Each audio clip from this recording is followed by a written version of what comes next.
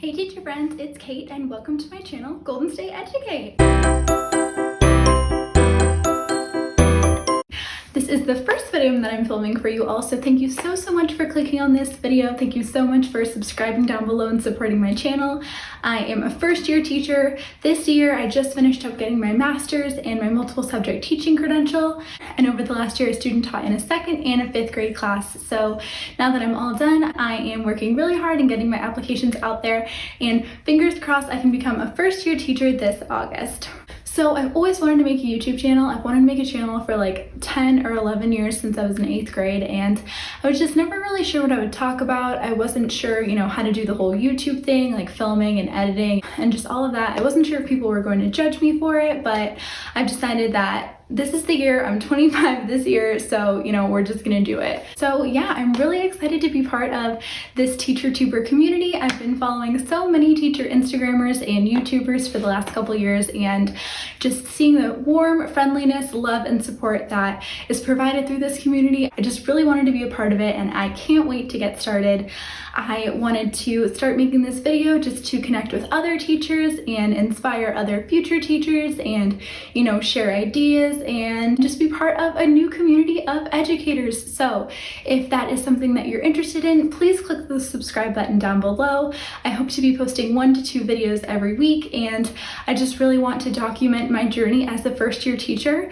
I know with coronavirus and everything else going on, it might be a little bit different than I would have anticipated, or any of us could have possibly anticipated, and all of just like the uncertainty going on. But no matter what, I'm excited to get started, and I'm excited to just connect with you all, and I'm excited to document my journey. And I promise I'll think of an adjective other than excited. Wow. So I have a whole list of videos that I want to start filming for you all, like tips for student teachers and just like classroom hauls. Fingers crossed, if and when I get a job, I can get into my classroom and start doing some classroom setup videos for you all. Those are some of my all-time favorite videos to watch, in addition to just like classroom hauls and book hauls and things like that. So even though this channel is primarily going to be a teaching channel, I'm also really passionate about home decor and thrifting and gardening and all that kind of stuff, reading.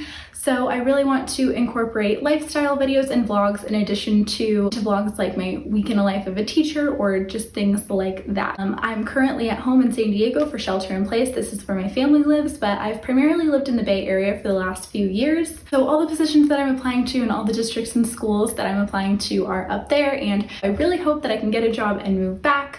And if and when I do get a job, I'll be posting moving vlogs very soon and just like apartment decorating videos, and I hope to do an apartment tour in the future. So if teaching videos or just lifestyle videos, or if any of the things that I've said seem to be of interest to you, please take a moment to click the subscribe button down below. Thumbs up this video if you liked it. Leave me a comment so that I can connect with you all there. If you want to connect a little bit more, you can follow me on Instagram, which is just Golden State Educate. So yeah, I thought it'd be really fun to start off my channel with this little intro, but I also wanted to do a how I became a teacher tag. I was watching one of Early Adventures videos, and I'll link her down below. Shelly, she's so great. I've been following her for the last couple of years, and I thought this would just be a great video to have you all get to know me a little bit more. So I have all the questions written out. So the first question is, did you always know you wanted to be a teacher, and if not, when did you decide?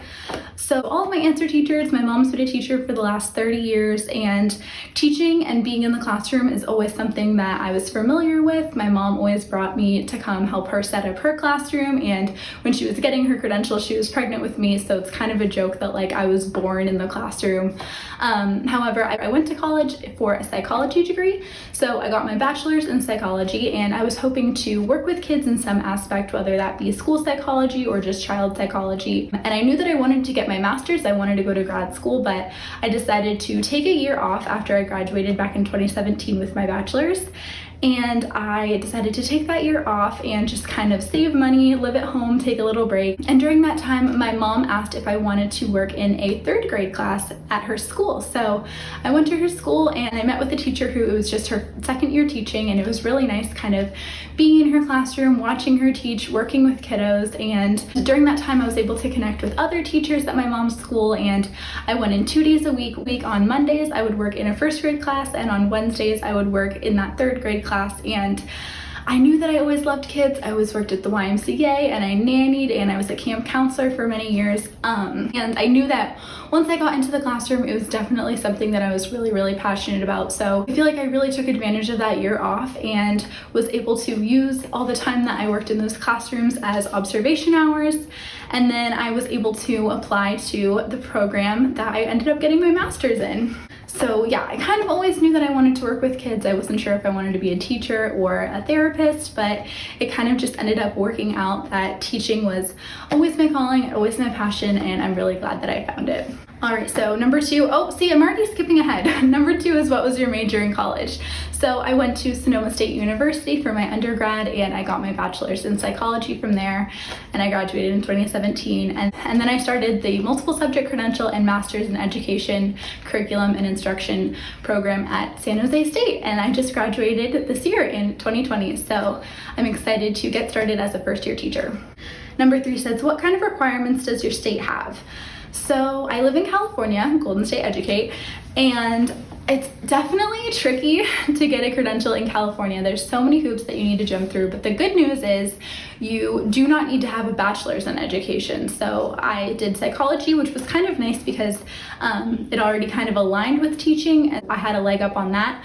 But even if I did like kinesiology or business or bio, you could still become a teacher after the fact. So all I did was I had to have 70 hours of observation time. So going in the first grade class and the third grade class really helped me out with that. I believe I needed 3 letters of recommendation, so I was able to use the third grade and the first grade teacher. And then I also used the director of the YMCA that I worked at all throughout college. I studied and I had to take the CBEST, which is just kind of an assessment to test your math and your reading and your writing ability. It wasn't that hard. I know like so many people pass the CBEST on the first time. So yeah, so I had to take the CBEST, and then I also had to take the multiple subject CSET, which was a whole different kind of bear. If you've taken the CSET, I'm sure you know. So it's broken up into 3 parts. There's math and science, ELA and social studies, and then there's a third category, which is like performing arts, PE, all of that kind of stuff. Everything else, music, all kind of falls under that last category. So what I chose to do was, I knew that I wanted to apply to the program in September or October before the application period closed. And I had passed my CBEST in April or May. So I decided to study for a month and then take one test, study for a month, take another test, study for another month, and take the last test. So I was all done by September. I started from June and ended in like August. And I was ready to apply to the program. So there's several things that you need to do, and then once you're in the program, you need to take the RECA and you need to do the Cal TPA in California or the Ed TPA in other states, but it's all so totally worth it. It was definitely worth all the time that I invested into getting into the program, and it was a great experience. Number 4 says, how did you decide which age group, elementary or secondary, or subject that you wanted to teach? Well, most of my experience with kids is between like little, so 1, 2, up through like 12 or 13. So, and I knew that I never wanted to teach middle school. I've had a lot of experience with elementary school kids, and I also love a self-contained classroom, so I teach all subjects: math, ELA, social studies, and science. So yeah, I've always wanted to teach elementary school. And number 5 says, did you do any substitute teaching? Yes, I did do substitute teaching. I honestly wish I would have done it before I even got into the program. I think that would have been really helpful for me and just get extra teaching experience prior to getting into the program. But I did substitute teaching during the first semester where we weren't doing student teaching yet. I'm going to do a whole video about my student teaching experience, and in that I'll tell you about how my program was 3 semesters. So the first semester I did a little bit of subbing. The second semester I did subbing on pretty much every Friday. And then I also was able to substitute teach for the classroom that I was student teaching in. So if my mentor couldn't be there, or if another teacher at the school couldn't be there, I was allowed to sub there. And then last semester I was student teaching 5 days a week, so I wasn't really able to do that much subbing, but it was really nice because my program started a little bit later than the school districts around me did, so I was able to use a couple of weeks in January and get some more subbing experience. I would highly recommend subbing as much as you can. It's a really great way to see other grade levels and really figure out where you would like to ideally be. Number 6 says, what is it like to apply for your first teaching job? I'm currently applying to jobs right now. So the way that it works in California is pretty much all websites use EdJoin, and it's really nice. You can pop all of your information into your profile, and then it's really easy to apply to jobs that come up through the EdJoin website. There's a couple of districts that I've applied to that have their own setup for applying on the district's website, but yeah, it hasn't been too bad at all. So if you want me to make a video all about interview tips and just applications in general, I would love to do that. So funny, I need to stop skipping ahead. Number 7 says, were there any common interview questions that you were asked? I found that interview questions kind of fall under a few categories. So it's like relationships, how do you build relationships with students, staff, parents.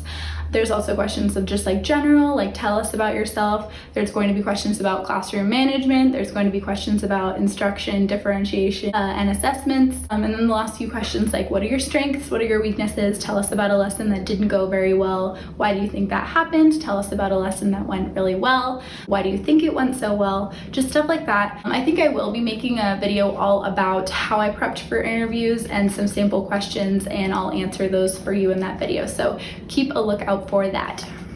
Number 8 is, what is the first teaching position that you were hired for? I don't know yet. I'm applying right now. So again, really hope I can get a job in the next couple of weeks and just really start getting excited for my first year of teaching. And then number 9 is, what is your favorite part and your least favorite part of teaching? I'd say my favorite part of teaching is building the relationships with my students and building the relationships with the community as a whole through their parents and through faculty and staff at the school and my students as well. I also think always such a classic teacher thing, but those aha moments are really great when a student is struggling and you just keep giving them different tips and tricks and strategies, and eventually after working with them closely, all of a sudden one day it's like, oh my gosh, I get it, I know how to do it now, and they're so excited and we're so excited, and it just really warms my heart watching a kiddo just try really hard and then finally succeed. So I just really want my classroom to be a victorious, joyous experience for all the kiddos that are in my care. Oh, and then my least favorite part, I guess I don't really have a least favorite part, but the hardest part is kind of just making sure that I'm reaching all students and teaching students in the way that they learn best. I really hope during my first year that I can kind of send home a survey with parents or with kiddos, depending on what grade I get, and just ask them, you know, like, what languages do you speak at home? How do you learn best? What is your favorite subject? What are you passionate about? So if I know all of that, I'll be able to reach all of the students in my class. I hope that I'm prepared to handle whatever comes my way. And then number 10 is, do you have any tips for someone who is going to become a teacher? Like I said, I'm not even actually a teacher yet. I'm about to be a first-year teacher, so I guess if I had any tips for someone going into student teaching or looking into applying for a program, I'd say really get yourself in a classroom, get yourself around kids. This is not a very glamorous or high-paying position, as you know, but if you are passionate about kids, I highly suggest you go into a classroom and work with them and see if working with kids and being a teacher is something that you really want to do, because if you're not passionate about it, if you're not eager to learn, you're going to know very quickly, and then you'll be able to figure out a different path. So my biggest piece of advice would be to get into a classroom, work with kids, and talk to other educators as much as you can. I think my next video is going to be top 10 tips for student teachers, so please be on the lookout for that.